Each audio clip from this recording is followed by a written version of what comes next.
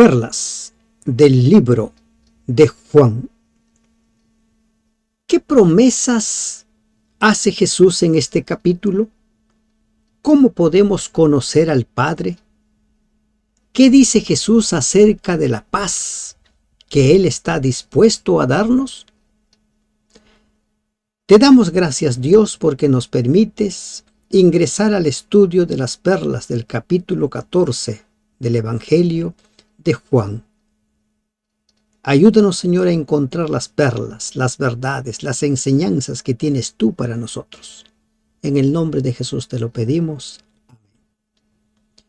Apreciados hermanos y hermanas de esperanza, estamos ingresando al estudio del capítulo 14 de este Evangelio. El propósito es encontrar esas perlas, esas verdades, esas enseñanzas que necesitamos para seguir creciendo en la fe, para seguir acercándonos más a Dios. Los primeros 14 versículos nos hablan acerca de Jesús, el camino al Padre. Jesús había anunciado a los discípulos que pronto Él debía partir. Les había dicho: todavía un poco más estaré con ustedes, pero después ya no. Ahora escribe el apóstol que estos discípulos estaban tristes, acongojados, y Jesús les dice: no se turbe vuestro corazón. Creéis en Dios, creed también en mí. No se turbe vuestro corazón. No estén tristes, no estén cabizbajos, no estén preocupados. Solo ellos pueden describir o pudieron haber descrito cómo se sentían cuando escucharon que su maestro pronto los dejaría. En más de una ocasión Jesús les había hablado sobre su muerte y su resurrección, pero ellos no entendían qué es lo que significaba todo esto. Pero ahora, cuando Jesús les dice que los va a dejar, ellos están turbados, están preocupados. Y Jesús le dice: ¿creéis en Dios? ¿Creen en Dios? Crean también en mí. Así como ustedes creen en Jehová, crean en mí. Jesús les ha dado muchas evidencias acerca de su divinidad, acerca de que Él es el Cristo. Pedro ha confesado que Él es el Cristo. Y los apóstoles decidieron seguir a Jesús a pesar de que muchos abandonaron al Señor. Crean. A veces nuestra fe es tambaleante. A veces nuestra fe, hay días en que está muy fuerte, hay días en que está muy débil. Y es que nosotros nos dejamos llevar por nuestras emociones. Cuando estamos contentos, cuando estamos felices, nos sentimos muy cerca de Dios, pero cuando estamos tristes, cuando estamos preocupados, nos sentimos alejados de Dios. ¿Qué significa creer en Jesús? Creer en Jesús significa oír y poner en práctica sus palabras. Ahora Jesús les va a tocar un tema realmente que es muy descriptivo acerca de la vida eterna. Ya les ha hablado que Él es la resurrección y la vida. Ya les ha hablado de que el que cree en Él, aunque esté muerto, vivirá. Él es la vida. Y les ha hablado muchas veces acerca de la vida eterna. Y dice: en la casa de mi Padre muchas moradas hay. En la casa de mi Padre. Una bella figura para referirse al cielo. En la casa de mi Padre. Jesús estaba volviendo a su hogar. Dentro de poco volvería al lugar de donde había descendido. Y dice: en la casa de mi Padre muchas moradas hay. Miren lo que dice: hay. No dice recién lo voy a hacer. El hecho de que haya muchas moradas asegura que haya suficiente lugar en la casa del Padre para todos los que crean en Él.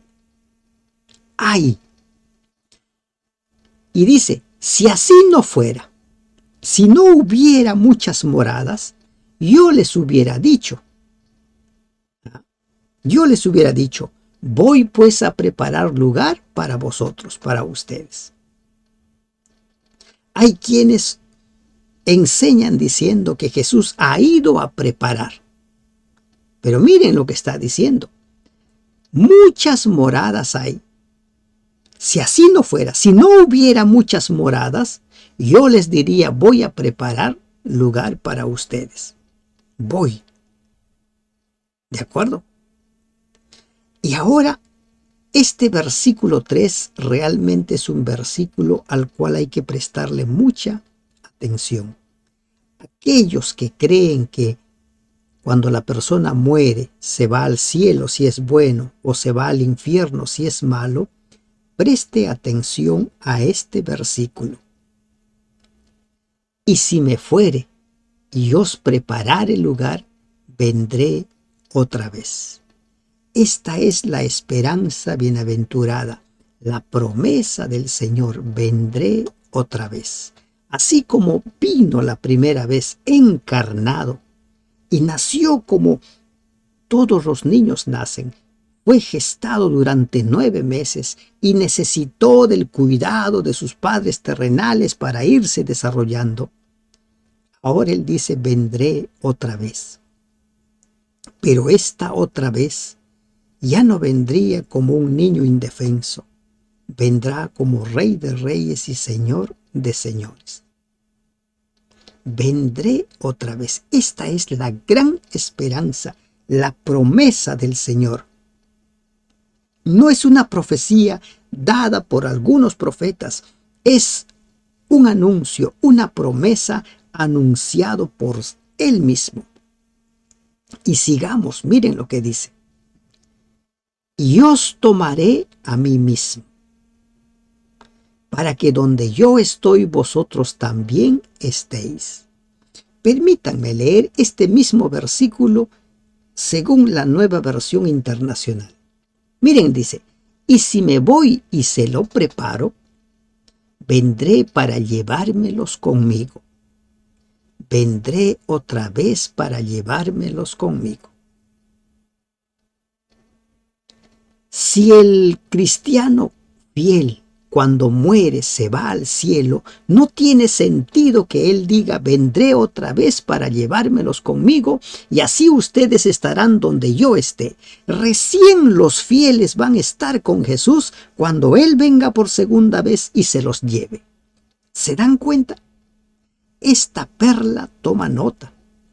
Si tú eres uno de los que creen que el justo fiel se va al cielo cuando muere, créele. Así como dice, creed en mí así como creen en el Padre. Hay que creer en las palabras del Señor. Así ustedes estarán donde yo esté. ¿Cuándo? Cuando venga por segunda vez. Por eso es que cuando Primera de Tesalonicenses habla de la resurrección, dice que los muertos en Cristo resucitarán primero y los justos vivos juntamente con ellos, después de haber sido transformados en un abrir y cerrar de ojos, como dice 1 Corintios 15, serán llevados. ¿Para qué? Para estar con Jesús donde Él esté. Recién allí todos estaremos con el Señor Jesús. Jesús ha ido a la casa de su Padre, está esperando con anhelo venir por segunda vez. Pero todo es según el reloj profético. Presta atención a este versículo 3. Esta es la respuesta a aquellos que dicen que los malos se van al infierno, los buenos se van al cielo. No. Jesús dijo, duermen, así como Lázaro estaba durmiendo en su tumba. Ni se fue al cielo ni se fue al infierno.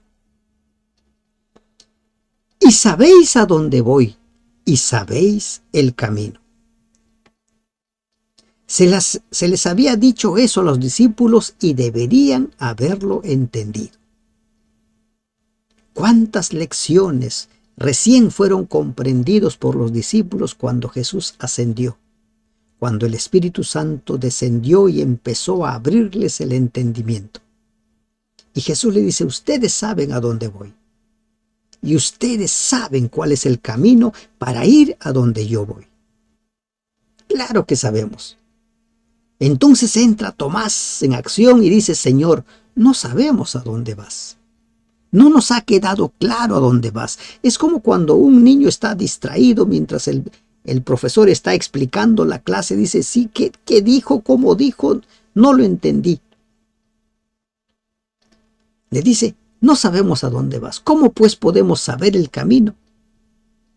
Es cierto, si no sabes a dónde vas, no sabes cuál es el camino. Como dice aquel dicho, el que no sabe a dónde va, cualquier bus es bueno, porque no sabe a dónde va. No importa dónde lo lleven.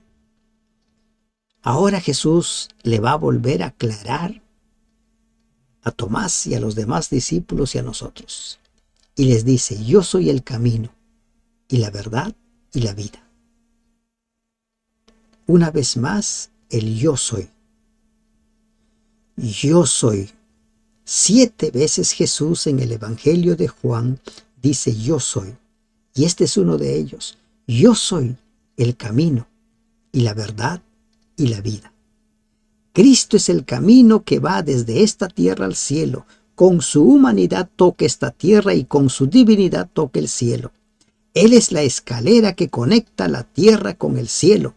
Debido a su encarnación y muerte, un camino nuevo y vivo ha sido dedicado para nosotros. Hebreos 10:20. No hay ningún otro medio de salvación. Hechos 4:12. Primera de Timoteo 2:5. No hay ningún otro medio. Solo por medio de Jesús podemos ser salvos. No hay ningún otro intercesor, no hay ningún otro que puede salvarnos. Solo Jesús. Él es el camino, la verdad y la vida. Él. Solo aceptándolo a Él y aceptarlo a Él implica vivir de acuerdo a su palabra, vivir de acuerdo a sus mandamientos. Si me conocieseis también a mi Padre conoceríais. Y desde ahora le conocéis y le habéis visto. Si me conocieseis. ¿Por qué les costaba tanto a los discípulos entender el mensaje? Y la respuesta lo tenemos nosotros, así como a nosotros nos cuesta entender el mensaje de la salvación. ¿En qué consiste? Los discípulos no habían conocido a Cristo. Si lo hubieran conocido, habrían conocido a aquel a quien Cristo vino a revelar. Y desde ahora le conocéis, dice. Ya ustedes no han entendido lo que les he explicado anteriormente. Ahora préstenme atención. Y desde ahora lo conocen. La muerte de Cristo sería un paso importante en la revelación del Padre. Las revelaciones posteriores del Espíritu Santo pondrían aún más de manifiesto el carácter divino de Dios. Juan escribió acerca de los cristianos de fines del siglo I. Habéis conocido al Padre. Miren, cuánto tiempo después de la resurrección. Y desde ahora le conocéis y le habéis visto.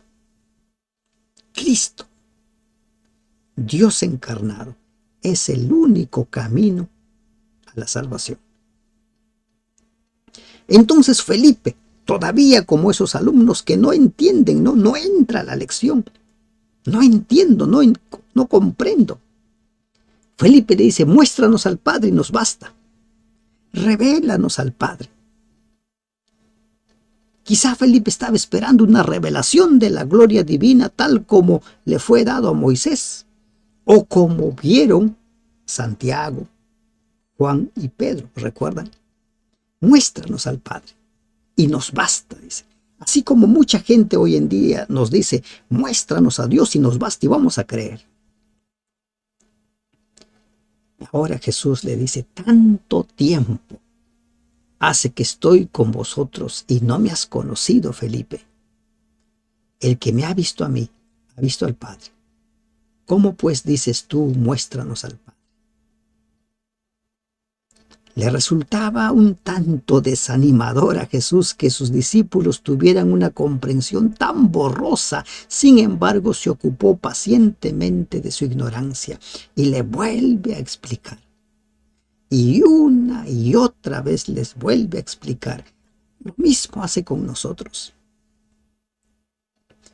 En cuanto a la forma en que Cristo reveló a los hombres el carácter de Dios, lo encontramos nosotros en el versículo 18 del capítulo 1 que ya hemos leído. Les voy a volver a leer. Miren lo que dice el versículo 18. A Dios nadie le vio jamás. El unigénito Hijo que está en el seno del Padre o que está junto con Él, que vive en íntima comunión con Él, Él le ha dado a conocer. Él. El carácter de Dios, cómo es Dios. La gloria de Dios no lo podían ver ellos, como tampoco lo pudo ver Moisés. Recuerden que Moisés pidió que le revele su gloria y Dios le dice, no puedes, porque si lo ves mueres. Y la pregunta es, ¿conocemos a Dios? Es lo que siempre se nos pregunta, ¿conoces a Dios? Y aquí está la respuesta.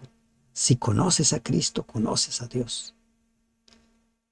Si conoces lo que hizo Jesús, conoces a Dios. Miren lo que hizo Jesús con su vida. Fue un ejemplo de servicio. Vino a buscar y salvar. Fue un ejemplo de humildad. Fue un ejemplo de entrega. Fue un ejemplo de obediencia a la palabra y a los mandamientos de Dios. Fue un ejemplo para enseñarnos cómo es que se responde a las tentaciones, a todas circunstancias difíciles. Con el escrito está. ¿No crees que yo soy en el Padre y el Padre en mí? Le dice a Felipe. ¿No crees? Las palabras que yo os hablo, no los hablo por mi propia cuenta, sino que el Padre que mora en mí, Él hace las obras. Esto es hacer la voluntad de Dios. Tanto las palabras como las obras de Jesús daban testimonio de su divinidad.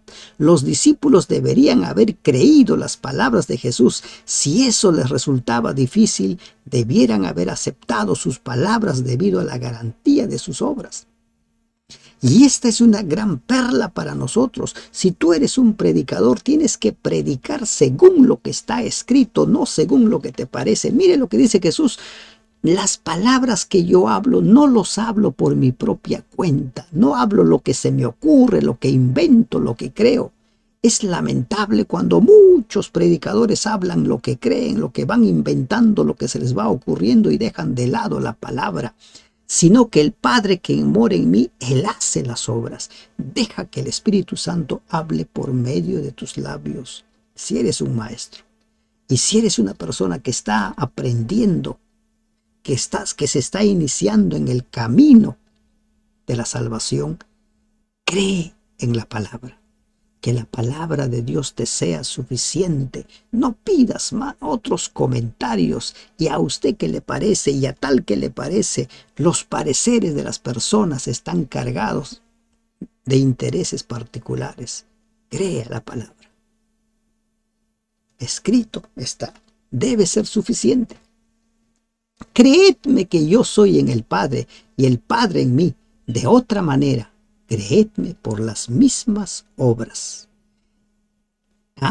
El plural del verbo indica que Jesús no solo se dirigía a Felipe, sino a todos los discípulos. Se dirige también a nosotros. Créeme. Jesús se está esforzando ahora para abrir el entendimiento de sus discípulos. Para abrir nuestro entendimiento, créeme, yo soy el Padre y el Padre en mí. La unidad perfecta del cual habla el capítulo 17 de Juan. Ya vamos a llegar en unos días a ese capítulo. La unidad, el principio de la unidad está en toda la Biblia. Cuando Dios creó a Adán y a Eva, dice que ellos serían una sola carne. Cuando habla de su iglesia, habla de que es un solo cuerpo. La unidad perfecta. La deidad forma la unidad perfecta. Unidad. No estamos hablando de cantidad. A algunos les cuesta imaginar cómo es que 3 en 1. No es un aceite, ¿verdad? De 3 en 1. No. Está hablando de unidad. Yo en el Padre en mí. De cierto os digo, el que en mí cree, las obras que yo hago, él las hará también. Miren esta perla, esta enseñanza. Dice, las obras que yo hago, él las hará también, y aún mayores hará porque yo voy al Padre. Aún mayores, es decir, mayores en cantidad, no tanto en calidad. La obra de Cristo solo había abarcado una pequeña zona del mundo. Después de la ascensión, el evangelio se esparcería por toda la tierra. Los apóstoles hicieron milagros como hizo Jesús, resurrecciones, sanidades. Pero el evangelio se propagó y necesita seguir siendo propagado. Mayores territorios deben ser cubiertos. Y aún mayores harán porque yo voy al Padre. Jesús promete que después de su ascensión Él enviaría al Espíritu Santo, la tercera persona de la deidad, el cual infundiría el poder a los discípulos, como dice Lucas 24:49, como resultado del derramamiento del Espíritu Santo en el Pentecostés y de las subsiguientes dádivas del Espíritu. El evangelio fue proclamado con gran poder. Y todo lo que pidiereis al Padre en mi nombre lo haré, para que el Padre sea glorificado en el Hijo. Todo lo que pidiereis. Hay personas que dicen, bueno, pero yo pido y no me da. Entonces, ¿qué sucede? Dice, todo lo que pidiereis al Padre en mi nombre lo haré, para que el Padre sea glorificado en el Hijo. Aquí lo encontramos en forma general la promesa. Él dice, el que pide creyendo va a recibir. También nos enseña que el que busca encuentra, al que llama se le responde, al que toca la puerta se le abre la puerta. Pero también Santiago nos ayuda un poco más a entender este versículo en Santiago 4:3. Dice, pedís y no recibís porque pedís mal, para gastar en vuestros deleites. Entonces, cuando dice todo lo que pidiereis al Padre en mi nombre, tiene algunos límites. Si pides mal, no vas a recibir, como dice Santiago 4:3. Si no crees, no vas a recibir. No es simplemente el abrir la boca y pedir. Es creer. Y creer en el nombre de Jesús, como dice el capítulo 1, es recibirle. Y es poner en práctica su palabra. Como va a decir el versículo 15, miren lo que va a decir. Primero vamos al 14. Si algo pidiereis en mi nombre, yo lo haré. Por eso es que oramos en el nombre de Jesús. Si algo pidiereis en mi nombre, yo lo haré. Pero entonces, ¿por qué es que cuando pido no se me da? Santiago dice, porque pido mal. A veces pido egoístamente para mis deleites. O a veces no quiero cumplir la voluntad de Dios y simplemente quiero que Dios me dé todo lo que pido, así como un niño engreído, ¿verdad? Quiero.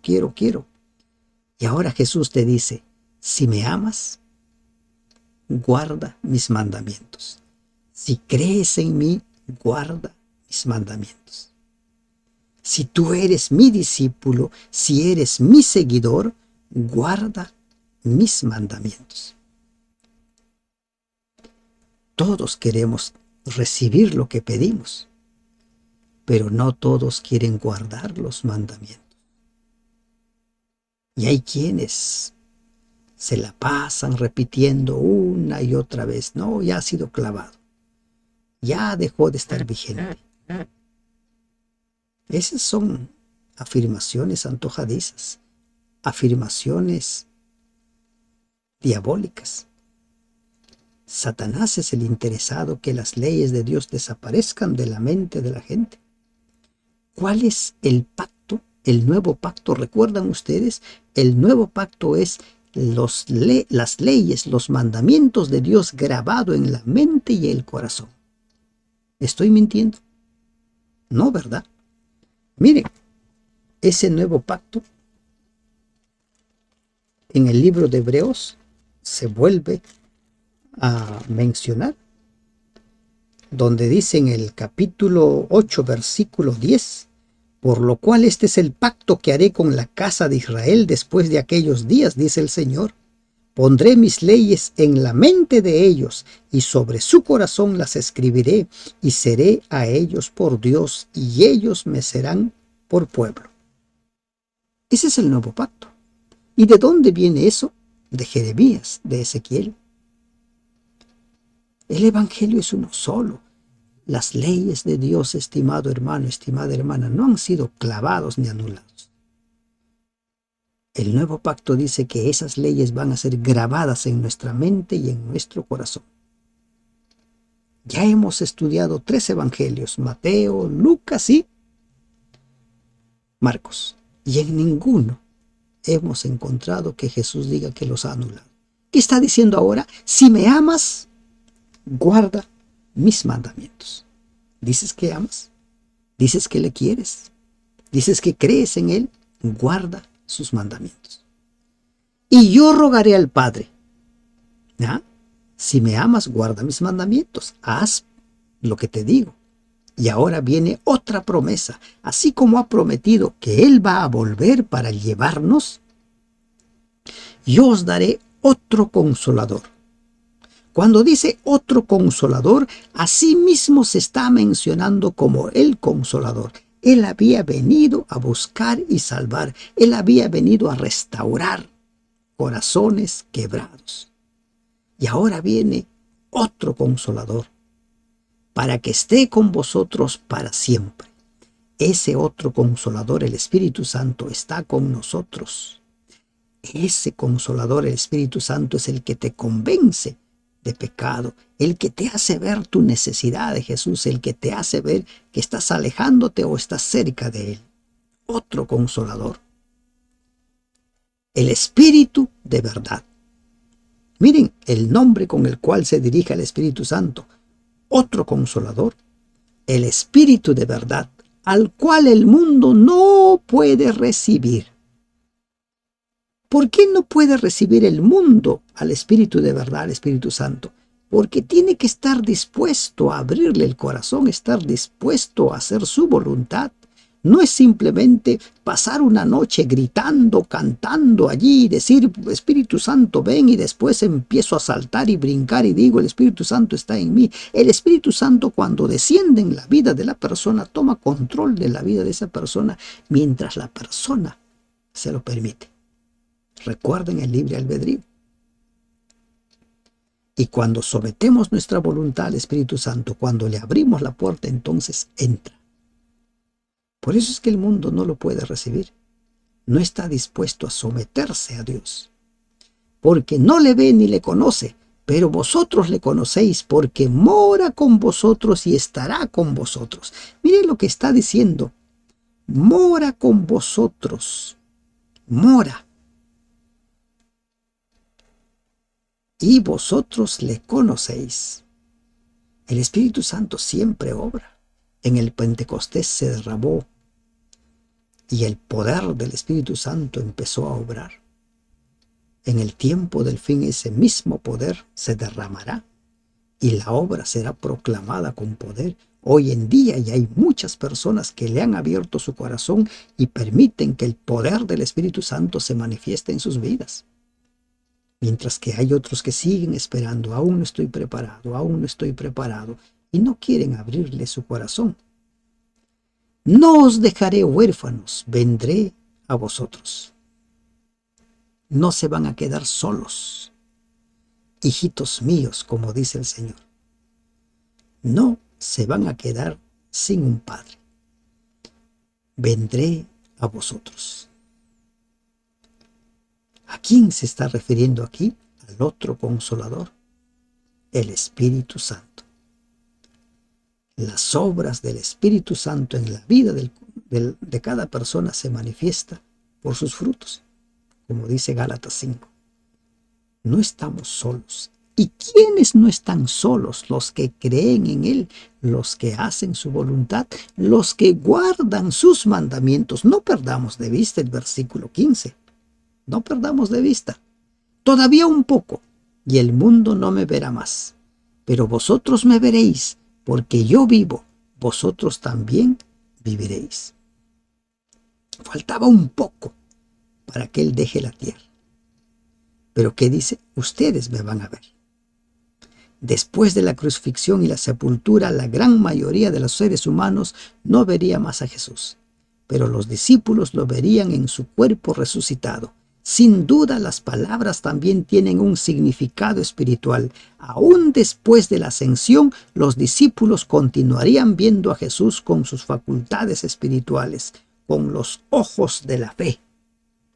¿Se dan cuenta? La fe. Los ojos de la fe. El mundo espiritual lo podemos ver con los ojos de la fe. En aquel día vosotros conoceréis que yo estoy en mi Padre y vosotros en mí y yo en vosotros. Miren esa unidad. Él en el Padre, nosotros en Jesús y Jesús en nosotros. En aquel día, ¿cuándo? Cuando el Espíritu Santo descienda, cuando la promesa descienda. Había muchas cosas del dominio espiritual que los discípulos no entendían en ese momento. Todo eso les sería revelado posteriormente por el Espíritu Santo. Y vemos nosotros cómo es que estos discípulos fueron transformados cuando descendió el Espíritu Santo. Antes, ¿recuerdan ustedes? Se la pasaban discutiendo quién va a ser el mayor, quién va a ser el que ocupe puestos de liderazgo. Y Jesús les empezó a enseñar acerca de humildad, acerca del líder siervo. Pero cuando descendió el Espíritu Santo a sus vidas, ellos se convirtieron en servidores. Ellos estuvieron dispuestos a ofrendar su vida. El que tiene mis mandamientos y los guarda, ese es el que me ama. ¿Qué dice el versículo 15? Si me amas, guarda mis mandamientos. ¿Qué dice el versículo 21? El que tiene mis mandamientos y los guarda, los vive, los pone en práctica, ese es el que me ama. Si tú dices que amas a Jesús, vas a poner en práctica sus mandamientos, vas a vivir de acuerdo a sus mandamientos. Bien claro, ¿verdad? Bien claro. Ay de aquellos que suelen engañando a la gente al decir que los mandamientos fueron clavados, anulados. ¿Qué dice? El que tiene mis mandamientos. Y hay quienes dicen, bueno, los mandamientos solo son ya los dos grandes mandamientos. Amar a Dios y amar al prójimo. Esos mandamientos vienen del Antiguo Testamento, de Deuteronomio y de Levítico. Recuerden. Jesús dijo en Mateo 5, yo no he venido a anular, he venido a cumplir. Y ahora que dice, si tú amas a Él, si tú dices que le amas, vas a guardar sus mandamientos. Y el que me ama será amado por mi Padre, y yo le amaré y me manifestaré a Él. Voy a estar con Él, voy a vivir en Él. Le dijo Judas, no el Iscariote, Señor, ¿cómo es que te manifestarás a nosotros y no al mundo? Respondió Jesús y le dijo, el que me ama, mi palabra guardará, y mi Padre le amará, y vendremos a Él y haremos morada en Él. ¿Qué dice? El que me ama. Si tú dices que amas a Dios, vas a guardar su palabra, vas a poner en práctica sus mandamientos. Tu vida se va a regir por los mandamientos de Dios, por su palabra. El que me ama. Jesús no respondió directamente a la pregunta de Judas. Llamó la atención a las condiciones para que la manifestación a la cual se refería se efectuara en el creyente. ¿Y qué es vivir de acuerdo a su palabra? Poner en práctica su palabra. Obedecer sus mandamientos. Pero necesitamos que el Espíritu Santo esos mandamientos los grabe en nuestra mente y en nuestro corazón. ¿Y qué dice ahora? El que me ama, mi palabra guardará. Y mi Padre le amará. Y vendremos a él y haremos morada en él. Ese es el deseo de Dios, morar en nuestros corazones. Y cuando establezca su reino, Él morará con su pueblo, como dice Apocalipsis capítulo 21. Dios morando. ¿Y qué necesitamos para que Él, para que el Padre, para que el Espíritu Santo moren en nosotros? ¿Qué necesitamos? Guardar su palabra, poner en práctica su palabra. Y si tú estás pensando, bueno, pero los mandamientos ya están clavados, recuerda, lee Mateo 5. Yo no he venido a anular, he venido a cumplir. Si me amas, guarda mis mandamientos. Y ya hemos visto a lo largo de los evangelios, Jesús habla de los 10 mandamientos en reiteradas ocasiones. El que no me ama, no guarda mis palabras. Así de claro. Si tú no guardas mis palabras, no me amas. Si tú dices que crees en mí, pero no guardas mis palabras, no me amas. Así de claro es Jesús. Y la palabra que habéis oído no es mía, sino del Padre que me envió. Él ha venido a cumplir la voluntad. De la misma manera, nosotros somos mensajeros y predicamos su palabra, no lo que nos parece. Insisto una y otra vez porque la única manera de no ser engañados es ceñir nuestras creencias en la palabra de Dios, no en los pareceres personales de cualquiera sea la persona. Os he dicho estas cosas estando con vosotros.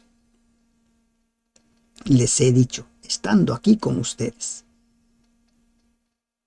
Jesús estaba limitado en cuanto a la información que podía impartirles en ese momento. Había cosas que todavía no se podía, pero luego el Espíritu Santo revelaría todo. Mas el Consolador, mire lo que dice, dice, os he dicho estas cosas estando con vosotros. Mas el Consolador, versículo 26, el Espíritu Santo, a quien el Padre enviará en mi nombre, Él os enseñará todas las cosas y os recordará todo lo que os he dicho. El Consolador, el Espíritu Santo, ¿qué va a hacer? Nos va a enseñar todo lo que necesitamos. Por eso Jesús dijo, no se preocupen qué van a responder cuando sean llevados ante los tribunales. Es el Espíritu Santo el que va a poner las palabras en ustedes. Y nos va a recordar todo lo que el Maestro ha enseñado. Todo. Una de las principales funciones del Espíritu Santo es enseñar. Jesús dedicó mucho de su obra a la enseñanza. Más de 50 veces Cristo es llamado Maestro en el Nuevo Testamento. Durante 3 años los discípulos habían estado recibiendo instrucciones del gran Maestro, pero había todavía muchas cosas que debían aprender. No podían comprender muchas de las verdades en el estado mental en que se encontraban. Juan 16:12. Necesitarían instrucciones adicionales y se les daría, ¿quién? El Espíritu Santo. La paz os dejo, mi paz os doy, y no os la doy como el mundo la da. ¿Qué quiere decir eso? El mundo entiende la paz de una manera. Por ejemplo, algunas personas entienden la paz como no voy a decir nada para llevar la fiesta en paz. ¿No?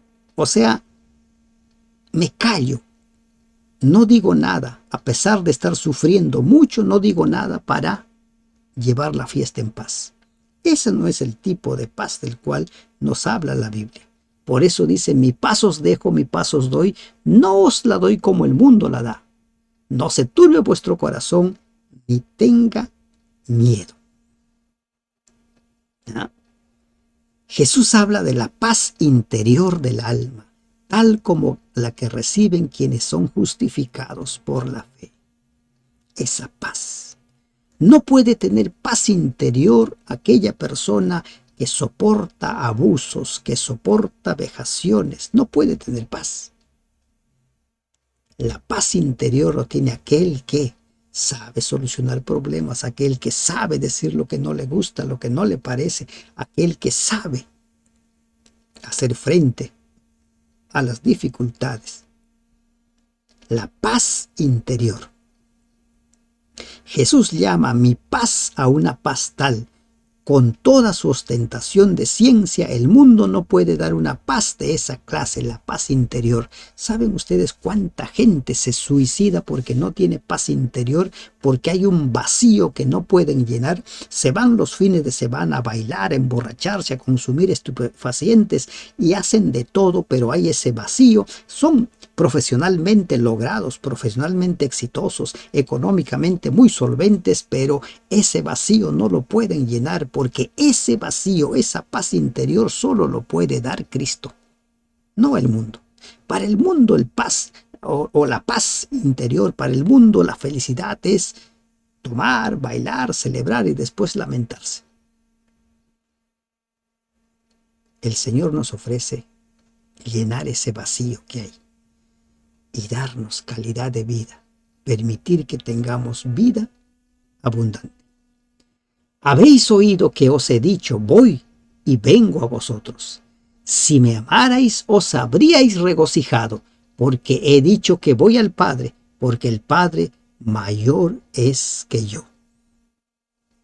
Si los discípulos hubieran entendido más plenamente la humillación de Jesús en su encarnación y también el ensalzamiento del que sería objeto después de su resurrección y hubiesen contemplado más plenamente la soledad de Jesús mientras estuvo separado del Padre, se hubieran regocijado ante el hecho de que volvía a su Padre.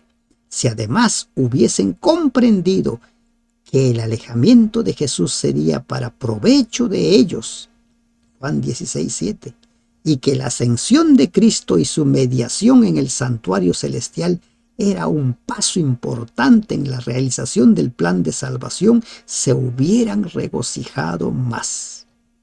En ese momento sus pensamientos parecían concentrarse egoístamente en sí mismos. Tenían temor de hacer frente a los problemas de la vida sin la presencia corporal de su Maestro. Olvidaban que el Consolador, el otro Consolador, pronto estaría con ellos. No serían dejados huérfanos. No serían dejados huérfanos, porque el Padre es mayor que yo. ¿Pero por qué dice que el Padre es mayor que Él? Refiriéndose a la condición de Cristo, antes de su encarnación, las Escrituras declaran que Él no estimó el ser igual a Dios como cosa a que aferrarse. Filipenses 2:6. Sin embargo, se despojó a sí mismo tomando forma de siervo. Filipenses 2:7, Hebreos 2:9.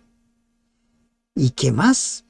Aún en su encarnación Jesús declaró que era uno con el Padre. Juan 10:30. Cualquier atisbo de inferioridad en esta declaración parece atribuirse a Cristo, pero en su condición de encarnado, en su condición de haber asumido el papel de hijo, porque Él siempre fue Dios, siempre, a tal punto, como creo que ya les he compartido anteriormente, lo que dice Hebreos capítulo 1. En Hebreos capítulo 1, versículo 10 leemos, por ejemplo, Dios el Padre se dirige a Jesús y le dice, tú, oh Señor, en el principio fundaste la tierra y los cielos son obra de tus manos. En el versículo 8 del mismo capítulo 1 de Hebreos, Dios el Padre se dirige al Hijo y le dice, tu trono, oh Dios, por el siglo del siglo, cetro de equidad es el cetro de tu reino. Esa aparente inferioridad es en su condición de Dios encarnado. Y ahora os lo he dicho antes que suceda, para que cuando suceda, creáis. Las palabras de Dios se cumplen siempre. Jesús sabía que los acontecimientos del futuro inmediato provocarían gran perplejidad a los discípulos, así como también las pruebas que afrontarían en su evangelismo posterior. Por eso procuró prevenirlos para que estuvieran en guardia y les aseguró que no serían dejados huérfanos, que no quedarían solos.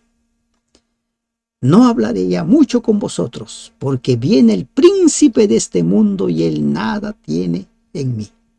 Viene el príncipe de este mundo. ¿Y qué dice? Él nada tiene en mí. ¿Desde cuándo Satanás era el príncipe de este mundo? Desde que engañó a Adán y a Eva. Se aproximaban los acontecimientos del Getsemaní, el arresto, el enjuiciamiento, la condenación y la crucifixión del Hijo del Hombre, en los cuales el príncipe de ese mundo haría un esfuerzo supremo para derrotar el plan de salvación. Pero Jesús bebió la copa hasta el final. Esa copa amarga lo bebió, no lo rehuyó. Y luego, en Juan 19:30, él dice, consumado es. Satanás no tiene nada en él nada tiene en mí. Y lo mismo debiéramos decir nosotros. El príncipe de este mundo no tiene nada en mí. Mas para que el mundo conozca que amo al Padre, y como el Padre me mandó, así hago. Levantaos, vamos de aquí. Aquí hay en esta declaración una elipse y debiera añadirse palabras tales como estas. Estas cosas están sucediendo para que el mundo conozca. Más para que el mundo conozca que amo al Padre, y como el Padre me mandó, así hago. Levantaos, vamos de aquí. Él vino a poner en acción el plan de salvación. Él vino a ejecutar el plan de salvación. Y siempre dijo, hago la voluntad de mi Padre, no lo que yo quiero. Y dice, levantaos. Después que Jesús y sus discípulos hubieran cantado el himno, salieron al monte de los olivos, dice Mateo 26:30. El himno era una parte del aleluya de la Pascua. Muchos eruditos piensan que el discurso de Juan 15:16 y la oración del capítulo 17 también se presentaron en el aposento alto, pero no hay necesidad de suponer una transposición de estos capítulos. Las instrucciones de estos capítulos habrían sido tan apropiados o aún más entre las escenas de la naturaleza o en el camino al Getsemaní, especialmente al contemplar las vides florecientes que ilustraban la alegoría de la vid y los pámpanos. Estaba a punto de entregar su vida. Para eso vino, para pagar la deuda de nuestro pecado. Con su vida pagaría nuestra deuda. Él moriría en nuestro lugar. Dices que amas al Maestro, dices que amas a Jesús. Guarda sus mandamientos. Permite que el Espíritu Santo lo grabe en tu mente y en tu corazón. Que Dios te bendiga. Amén.